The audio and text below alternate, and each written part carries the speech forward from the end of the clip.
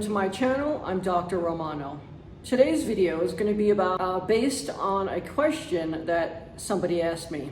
And the question was whether or not I think it's beneficial or productive to have portfolio managers who have been managing investment bank portfolios. Is beneficial and does it bring value for them to bring that experience to the hedge fund industry for a funds of funds? For those of you who don't know what a funds of funds is, a funds of funds is a portfolio of hedge funds. Before we begin, I need you to please remember to subscribe to my videos so you get my future videos. Thumbs up. Thumbs up is really important because it will get that search engine. Please remember to share my video with 5 people. And finally, you could send any questions that you have to the live chat and I will make future videos just for you, since I am here for you. I want to thank you so much and please enjoy my video. So before we begin, I want to explain, for those of you who don't know the difference, because there's many people watching these videos, but for those of you who, a hedge fund is basically a trader who's trading maybe stocks or bonds or whatever asset that is. And a hedge fund has a trader, and typically that's the owner of the company, as well as maybe that person has a financial backer who could also be a managing partner in the firm. But typically it's 1 or 2 people, etc. For those funds who are bigger and larger and older, they do have other people associated with the fund. Those people could be people who raise capital and bring expertise from other industries, or they could be also someone who has a lot of money as well. Now, the investment banking industry, it's a different type of industry. They kind of do the same thing, but they do a lot of different, they specialize in a lot of different areas of finance. Whereas a hedge fund is a small investment company and they have one focus. The larger ones, of course, they have many focuses because they're so big. So as of the collapse of 08, 09, the investment banking industry has been getting in on the bandwagon for funds of funds. It seems like now they are investing in those funds of funds, but they're looking for alternative investments. And there's a really good point and a really good reason for that. I will discuss that in the video today. But to continue, the question was very important and I really thought about it. And so in other videos, I talk about 5 levels of management. Large companies have that because that's just how they do it. It's not that it's bad or good, that's just how they do it. And so the 5 levels of management, because there's so many levels of management, for example, when a vice president goes to a meeting, they're meeting with the director of the area, whatever it is. And the directors also meet together and they discuss the various issues and focuses that they have. And then the head of the directors meets with the CFO to discuss what is going to be the focus, where the direction is going. And then the CEO and the CFO, etc., that top level of management. A hedge fund doesn't have all that management because it is a company that specializes in one particular investment area. Yes, there are exceptions. There are big companies that are specializing in a number of areas, but we're talking about the typical mom and pop hedge fund. There's thousands of them, okay? Not all of the hedge funds are raising billions of dollars worth of capital, remember. And I will discuss in other videos why some hedge funds are able to raise a lot of capital and some aren't. But for this video, it seems like the industry is looking for or trusting portfolio managers who have 20 years of experience at the investment bank level and they are bringing them to the hedge fund portfolio, which is a fund of funds business. You have to remember that the investment bank industry failed us. They failed us because almost all of the companies out there's only a handful, you could count them on your finger back in '08 and '09 and '10, and all of them seem to need funds from the federal government and investors. The other companies, there was one that went bankrupt because they were so heavily in debt and overexposed. And then the rest of them, they either merged with another bank or they received funds. They call it a bailout. That's what the media calls it. But it was simply to lend the banks, investment banks, money to get through the hard times. And that's what our federal government, that's their role, and that's what they play when a situation comes about. You can't just let a huge company go bankrupt, because there's a domino effect with all the other companies that go bankrupt as well. Think about the Vatican. The Vatican was cutting back, and they noticed that, when they cut back, thousands of other companies and people were losing, business. So when a big company starts to cut back or goes bankrupt, it's really bad for our entire global market. It's not just for, that area that they employ people. It's just a chain effect. Think about the movie industry, how many people they employ. They're not all actors, famous people. There's a whole bunch of people who do the graphics, the advertising, and etc. So in the investment banking industry, you have the people that have been managing portfolios bring their experience into the funds of fund business. Now, I think that's really bad, because they're bringing their experience and their knowledge over 20 years or 10 years or whatever it is from the investment bank industry into the funds of funds business.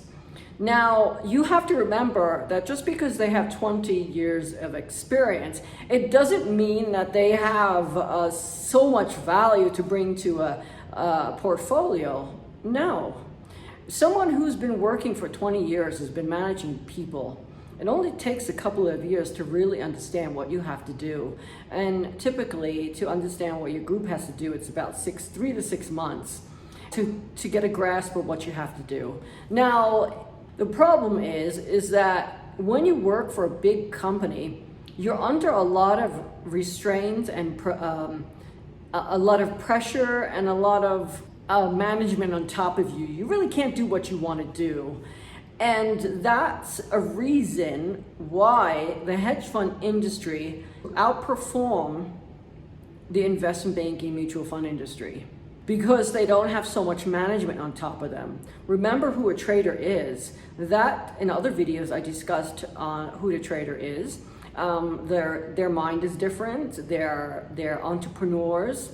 They perfect what they do. They perfect their strategy. They're allowed to do that. They're allowed to come up with their own risk management approach.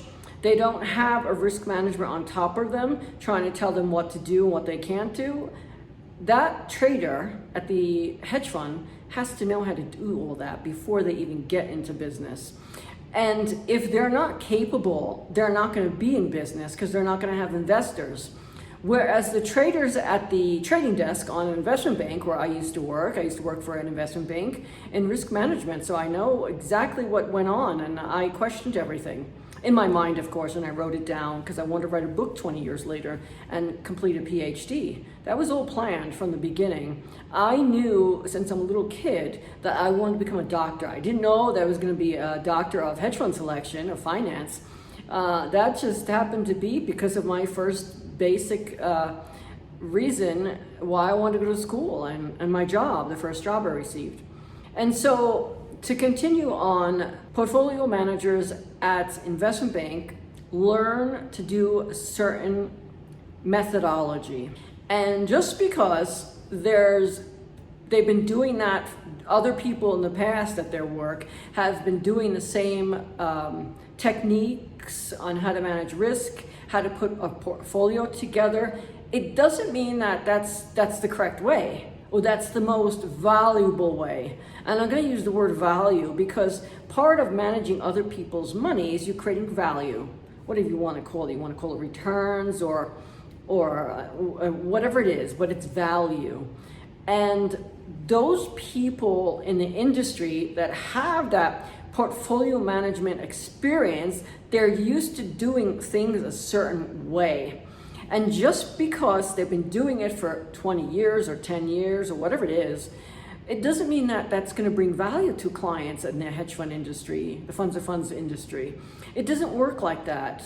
Running a funds of funds is a totally different risk approach. It's a totally different investment as opposed to what you have at the investment bank level.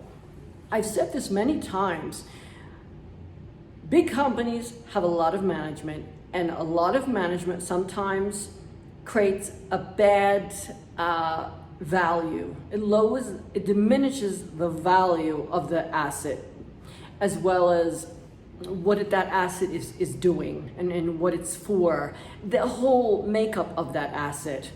And that's why the funds of funds business and the hedge fund industry is becoming what it is today. It's really taking off because the investment banking industry, let's say they did fail us. I mean, with all that education, with all that money that they're spending on really good employees and research, apparently they failed us. I mean, let's agree on that. Can you logically say if the 5 investment banks in 08, 09 almost went all out of business, then that tells you right there that the people working there, the way that it's managed, it's bad. You can't keep doing the same thing what your past coworker did. You can't wait until you go to a meeting to get approvals to do something.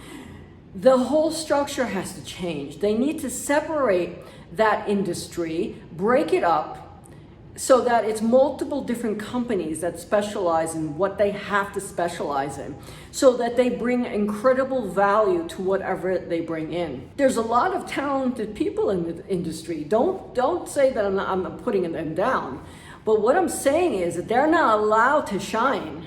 You know, an actor is basically allowed to shine and be creative on that stage. Yes, they have to follow the script. They have to follow the story and the plot, but you have to remember it's up to them. At the investment bank level, with all that management on top of you, you can't shine. You have to do with what the company wants. I questioned back, 20 years ago, why is the company still using a Sharpe ratio to manage risk? Or other methods. Those methods were 20 years when I was there. And you have to also question, so the investment bank failed us, basically. They all went out of business almost, not all of them, but most of them. They had big problems, let's say. There was one bank, it's the bank that I use today. I can't say the name, but they were in a different position because they didn't focus on that market. Whereas the other banks, investment banks, they were heavily involved in that particular market because it was very lucrative. But just because something's very lucrative, you also have to manage the downsides to it. There's a good day and there's a bad day into every investment. And focusing on just that was really bad. And so you have to question why they were still using the same risk methods and methodology that they were using for 30, 40, 50 years. Didn't they learn in the 1980s and the 1990s and then again in 08 and 09? I don't get it. This is what I question. Why didn't they change? And that's when I came on the scene before the World Trade Center collapse. And I looked at these people and I learned what they were doing because I ask a lot of questions, but I'm very quiet and very private. I don't want to get, and I like to ask questions. I like to get to know people. And I like to get to know what people do at the company. I didn't just sit in my trading desk, on the trading floor where I used to work, and that was it. People would come over and they would talk to me. They would say hello. And they would tell me what they were doing and working out. I would go to their desk and chit chat. That's part of getting to know your industry, and it's so important to learn. You don't just mind your own business and sit at your desk. Now, there's an issue that I know why a lot of people, they stay at their desk and they kind of keep away.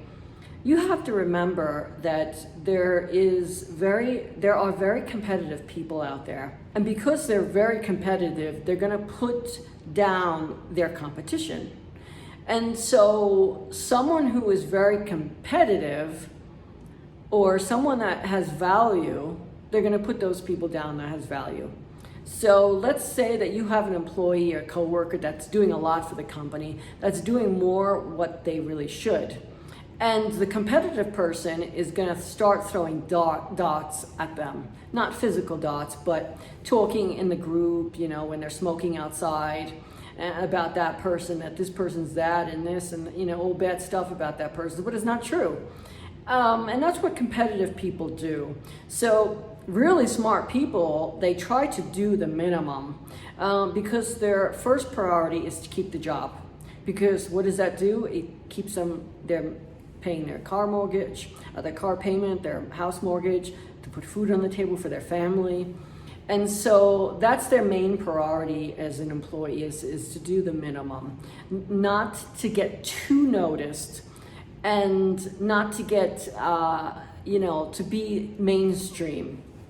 That's a big problem when you work for a big company because everybody wants to sort of blend into the group. And by doing that, that's the downfall of large companies. I'm going to talk about this in other videos because there's a lot that I have to say, is that type of structure, once the company gets too big, things are lost. Management quality is lost. It doesn't matter if you have the best employees from the best schools with the best grades, the best experience, the best contacts. No, there's something else missing.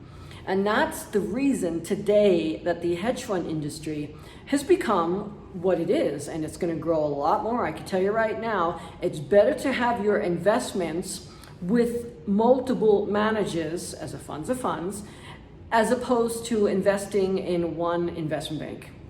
Okay? You're considered an investment client at the investment bank. And we as Americans, and I could talk because I'm an American as well, we focus on big brands. That's extremely bad. Big brands can fail at any time, and unfortunately, that's how it is. It's the smaller brands that have a huge amount of quality. For example, I talk about shoes because my great-grandfather used to make shoes, and back then they had to look at every little spec to make sure it was perfect. Everything. I'm not going to get into it again, but so back then at the turn of the century, when you had a very big company, I can't say the name, but he funded the Titanic and the White Star Line. He was a banker. He also created a private or public library in Manhattan. And his name is well known. I just can't say the name. But at the time that he was at that company, that's when the company was shining, because he controlled so much and he really cared so much about the company and where it went. Once he died and it became a huge company, mergers and acquisitions during the 1980s and 1990s, that's when the company didn't have real quality anymore. And that's why basically in the 1990s to today, the hedge fund industry started to grow, because there were a lot of people that lost their jobs during those acquisitions and those mergers, buyouts, whatever you want to call it, the consolidation of our banking system. That's what I'm going to call it. It was a consolidation to have a lot of control. And whenever that happens, when it goes up the hierarchy like a pyramid, it busts. And because of that bust, you have eventually the hedge fund industry that has been growing. And now today, After the collapse of '08 and '09, you have the funds of fund industry that's growing. So for those people who want to become a hedge fund investor, that's where I would focus on, is looking for funds of funds. Don't worry about the extra fees that are associated with it. The focus is to keep your assets safe. And by investing in a portfolio of hedge funds, that's the way to do it. That's called risk management. And I will get into that in other videos. So that's why you have to subscribe and like my video, so that you're going to get to see the other videos, right? To continue to talk about why portfolio managers aren't really qualified to manage funds of funds. I'm so sorry. If you're going to employ the same knowledge that you have in the funds of funds business, that's not creating value for your client. It's just not. Part of doing research, and as I have done research, I spent 10 to 15 years doing research. I wrote my books, and I've done extensive research on the methodology that people use in the industry. I disproved those measures, and I had to create the balance approach, a new modern approach. I call it the golden egg approach, or the golden ratio, because it somehow, when you use the old methodology called the traditional method, you're losing a lot of hedge funds out there that do really well. And because of their ratios that you're using to select and deselect them, they're not going to shine for you. That doesn't mean that they're bad or there's not quality. There's a lot of hedge fund traders that are doing really well. And in my view, their returns are incredible. They're capable of managing risk, and in any type of market. I have selected 10 hedge funds in my hypothetical portfolio, and all of them are doing very good in any type of market. Now you have to remember, there are different type of markets. I will get into that in other videos, and so part of being a trader, you have to have experience in trading in those different type of markets, meaning a turbulent market that's going down, or let's say, bull market, or it just depends. But that's all definition. I'm not here to teach you definition. You could learn that in school, all right? And just, I hate definition. I'm not here to teach you definition. I'm here to talk about my opinion and what I perceive to be what it should be. Because a lot of people in the industry, they're afraid to talk out. And as I worked for an investment bank, and I was afraid to say things, but I questioned everything and I kept it in my mind. And that's what you should do, is write down your thoughts in a book and keep that book. This way, in the future, when you have time, you could do more research on it. It doesn't matter what the topic is. It doesn't matter who you are, what job you are. You always remember to write down what you're thinking, that you have questions for. Because in the future, you'll always have those questions. And that's where I come in today. I have those questions. So when I was working on the trading floor, risk management, I kept saying, well, why is a risk manager telling a trader how to trade, or questioning his or her exposure? That's bad. And that's why the reason hedge funds have come so long today, because they don't have that. If there is a risk manager that's associated with the hedge fund, and that's listed on their webpage, that's probably because that person has a lot of contacts and a lot of other knowledge to bring to the company. And unfortunately, people think just because you have 5 people associated with the company, it's a good investment. That doesn't mean anything. Hedge funds should focus on doing the best job, not worrying about how many people you have associated with your webpage. That's the difference. And it kind of looks bad on your part, because if you have a risk manager that's associated with your hedge fund, aren't you the one that's supposed to manage the risk yourself? Aren't you the one, as a trader, supposed to understand how to manage risk? That's a big deal. And so kind of it's like a slap in your face that you're hiring this risk manager to help you. You should have known how to do that before you went into business. You should have perfected your own strategy before you went into business and you started managing other people's capital. And so that's another video that I want to get into, but not right now. This is about portfolio managers, what they bring to the funds industry. And I'm not saying that everyone is using the same strategies and same methodology that they've been using for 20 years. Now you have to remember, if they've been using it for 20 years and we had a market collapse like we did and almost all the investment banks went out of business, then you got to question yourself, why are you still using those methods, right? Is it logical to question that? Is it logical to understand that maybe there's a different way? And that's what I get into on my research. I'm not here to sell you my books. These YouTube videos, I want to express the way I feel and the way I feel for the industry and where I feel the industry has to go. Because you have to remember, a lot of people are afraid to speak. As I mentioned, tribe mentality, people in the workforce, you want to fit in with your coworkers, so you speak as little as possible. The ones that are kind of out of college, they buy a book on sports trivia, and they'll basically remember what's in that book, and they'll talk about it when they go out on Thursday nights with the coworkers, which another reason why you shouldn't be hiring people that know so much definition, because they're able to have a huge short-term memory. And short-term memory is not the entrepreneur, the thinker out of the box, to think out of the box. You're just looking for someone who's going to be a manager. That's it. That's a manager trait. Someone who could remember what was said in the meeting and then go to the next meeting and respond to the directors. And that's a good manager. So there are good and pros to everyone. But for the Funds of Funds business, you need to really think out of the box, because there's a great market out there, and there are a number of hedge funds that don't get noticed because of their risk ratios aren't within line that the portfolio managers are looking for.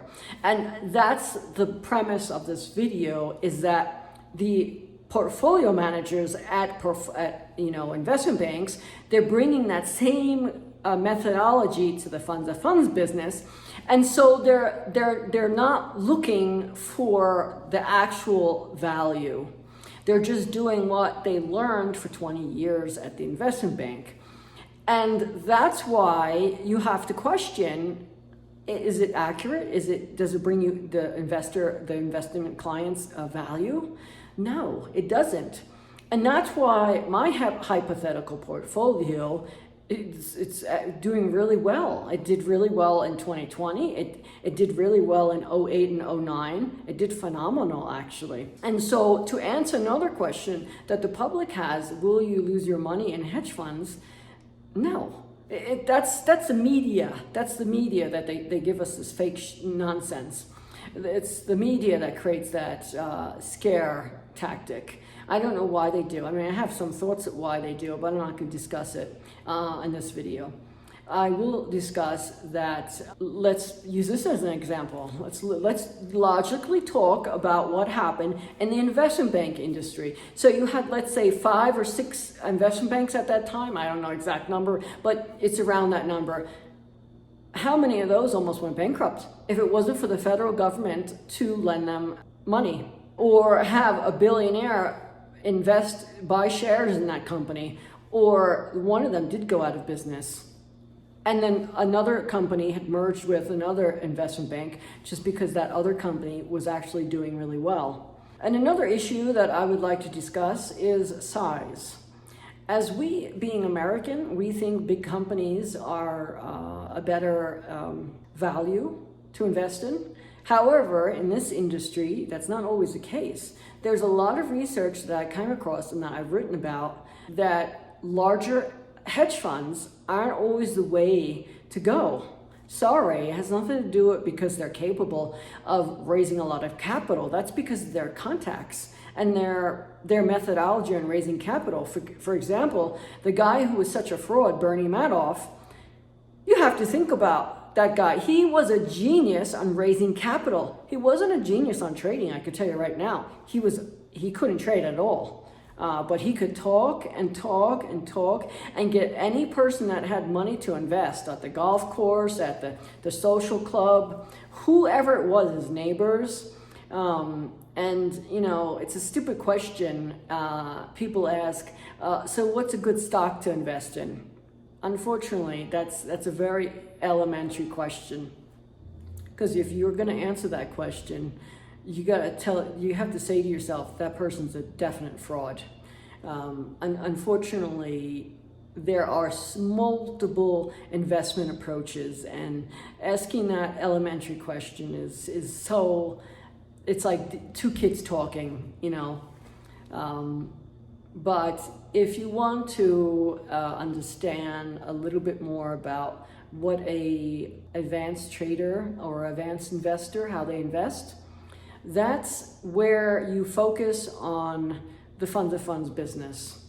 The Funds of Funds business is a very lucrative industry, and it's becoming incredible. And in the next 10 years, I predict a lot more that's going to be invested. It's probably going to be the focus where investment banks, they're going to get out of they're going to pull out of a lot of big hedge funds, and they're going to invest in funds of funds. So that the focus on the future is the funds of funds. And I know this because I predicted the hedge fund industry 24 years ago. I predicted where the hedge funds were going to be. I saw the mergers and acquisitions of the investment banks. All those people had no jobs. They were fired overnight. It was such a disgrace. Every time I would turn around, someone was getting laid off. It was really bad. And where did those people go? Well, it's quite evidently they have to find other jobs or other possibilities if they couldn't find a job in management. And remember, the higher you go in management, there's less work. That's another big problem. So basically, I don't want to, I'm not here to put anyone down. I'm not here to upset anyone. I'm here to express the way I see things. And so since I'm here providing free information, I'm willing to answer your questions. In return, I simply ask thumbs up and share my video, subscribe, and ask me questions so I can make future videos. So I want to thank you so much